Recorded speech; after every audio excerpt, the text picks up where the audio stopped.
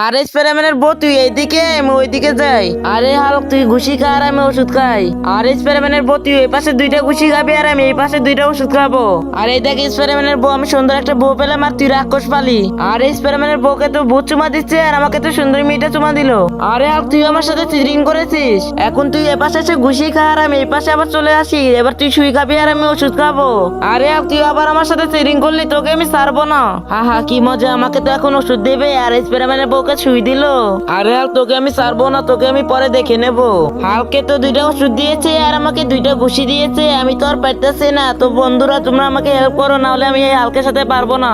সবাই আমার মতো এই ম্যাজিকটা করো, তাহলে আমি হাল্কের সাথে পারবো।